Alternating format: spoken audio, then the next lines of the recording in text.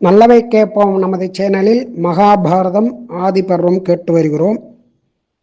ஒரு சமயம் விந்தியமலை சாரலில் ஸ்திரீகளுடன் கூடிக்கொண்டு மதுபானங்களை குடித்து கொண்டு ஆடிப்பாடி மகிழ்ந்து கொண்டாடி கொண்டிருந்தார்கள் சுந்தோபசுந்தர்கள்.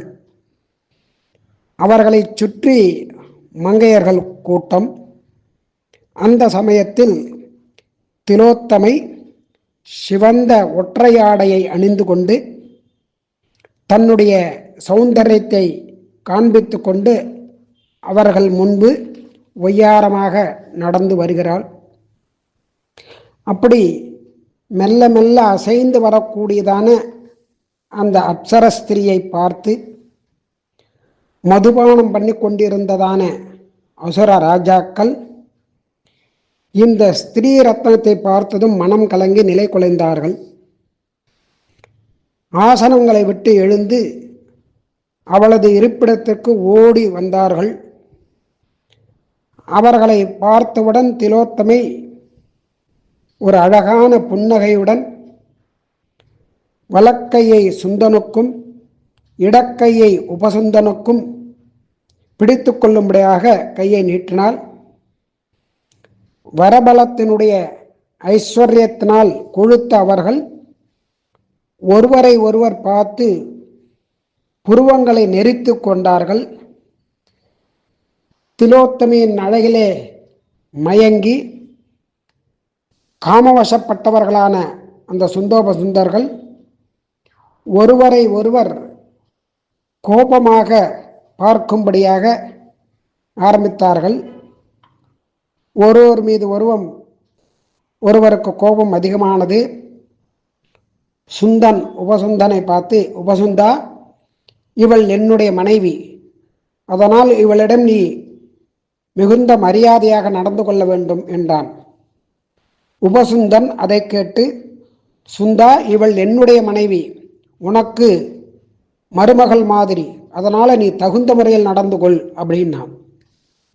இவள் என் மனைவி, இவள் என் மனைவின் இருவரும் மாறி மாறி சொல்லிக்கொண்டு இப்படி பேசிக்கொண்டே இருந்தார்கள்.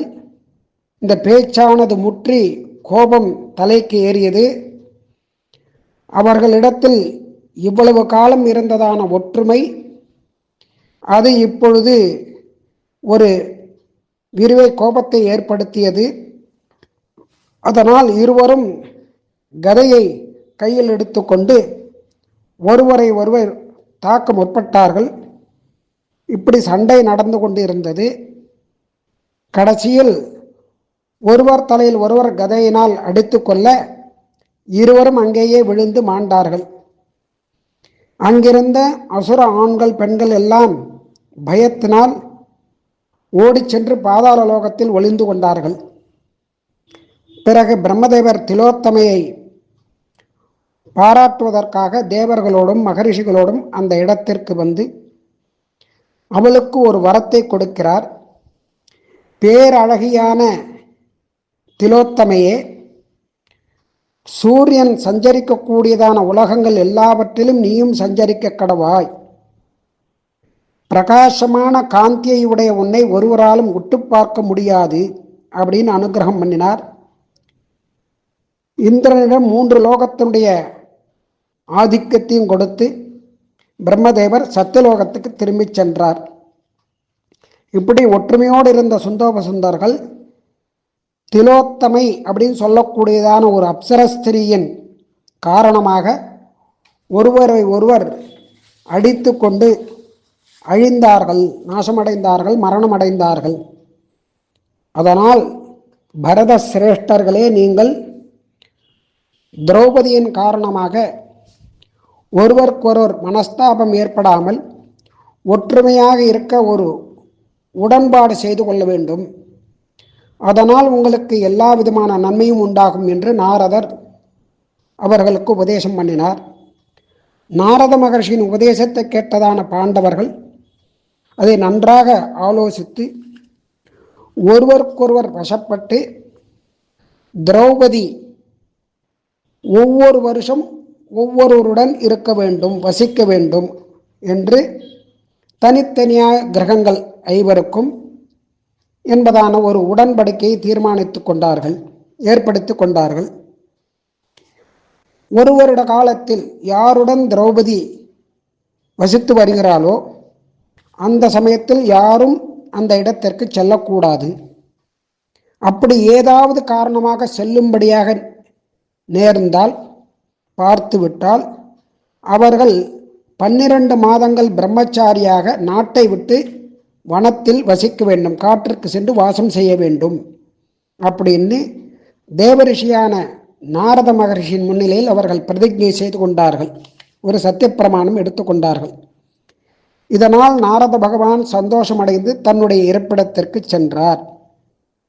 இப்படி பாண்டவர்கள் ஒருவருக்கொருவர் அந்யோன்யமாக எந்த விதமான ஒரு மனஸ்தாபங்களும் இல்லாமல் நன்றாக அந்யோன்யமாக வாழ்ந்து வந்தார்கள். பாஞ்சாலியினுடைய சுயம்வரத்தில் நடந்த சம்பவம் அஸ்தினாபுரத்துக்கு தெரிந்தது. பாண்டவர்கள் அழைப்பதை பற்றி அங்கே திருதராஷ்டிரன் அவர்கள் எல்லாம் ஒரு மந்திராலோசனை செய்து பாண்டவர்களுக்கு பாதி ராஜ்யம் கொடுப்பதாக தீர்மானித்து அழைப்பை அனுப்பினார். அங்கு துருபதனும் அதை ஏற்று கூறவே ஒரு வருஷம் கழித்து அவர்கள் அஸ்தினாபுரம் திரும்பினார்கள். துரோணர், கிருபர் அவர்களை எதிர்கொண்டு அழைத்தனர்.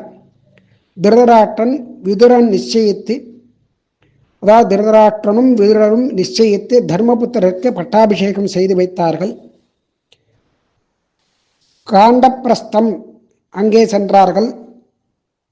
அங்கே கிருஷ்ணனும் கூட சென்று விஸ்வகர்மாவை அழைத்து இந்திரபிரஸ்தம் என்ற இடத்தில் அழகான சோலைகளும் உத்தியானங்களும் மதிர்ச்சுவர்களும் அவற்றையெல்லாம் எழுப்பி அழகான ஒரு நகரத்தை உருவாக்கினார்கள். அங்கு தர்மரும் எந்த விதமான தர்மமும் தவறாமல் 23 வருஷங்கள் அரசு புரிந்து வந்தார்கள் இந்த பாண்டவர்கள். கண்ணன், பலராமன் இவெல்லாம் கொஞ்ச நாள் அவ கூட தங்கியிருந்து திரும்பி தன்னிடத்திற்கு சென்றார்கள். தர்மபுத்தருடைய ஆட்சியில் எல்லா மக்களும் சந்தோஷமாக வாழ்ந்து வந்தார்கள்.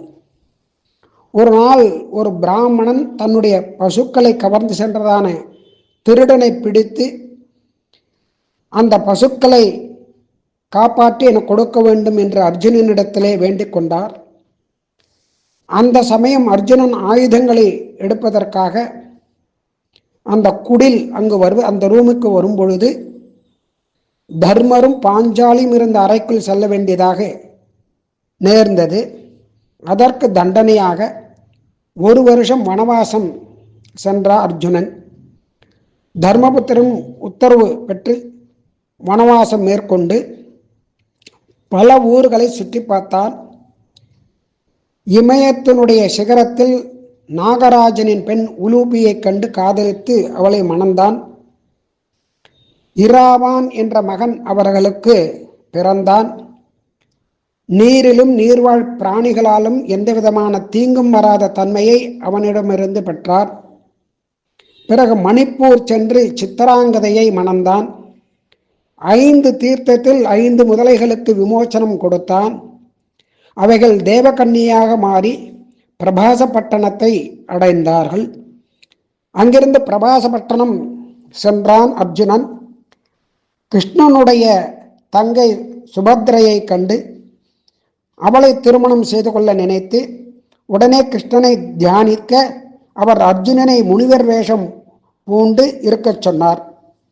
பலராமன் அங்கு நடந்த திருவிழாவுக்கு சுபத்திரையுடன் வந்தார். அர்ஜுனன் முனிவரை கண்டு வணங்கி சுபத்ரையை அவனுக்கு பணிவிடை செய்ய நியமித்தார். அர்ஜுனன் சந்நியாசி அவளுடன் பேசி தன்னுடைய அடையாளத்தை காண்பித்து நகர மக்கள் அடுத்துள்ள தீவுக்கு சென்றிருந்த போது கல்யாணத்தை முடித்து கொண்டு இந்திரபிரஸ்தம் சென்றனர் இருவரும். அதனால் பலராமனுக்கு ஒரு கோபம் ஏற்பட்டது. கிருஷ்ணன் அவரது கோபத்தை தணித்தார். அர்ஜுனனுக்கு அபிமன்யு அப்படிங்கிறதான ஒரு மகன் பிறந்தான். ஒரு நாள் யமுனை நதிக்கரையில் கிருஷ்ணனும் அர்ஜுனனும் உலாவச் சென்ற பொழுது காண்டவனத்தை அடைந்தார்கள். அக்னி தேவன் அந்தன உருவம் கொண்டு தனது பசியை போக்கிக் கொள்ள வேண்டும் என்று கேட்க அவர்கள் ஒப்புக்கொண்டார்கள். அப்பொழுது அவன் எப்பொழுது காண்டவனத்தை அழிக்க எண்ணினாலும் இந்திரன் மழையை பெய்து அதை அணைத்தான்.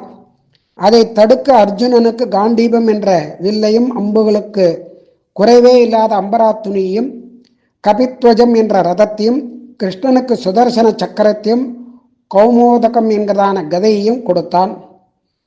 காண்டாவனம் தீப்பற்றி எரிந்தது.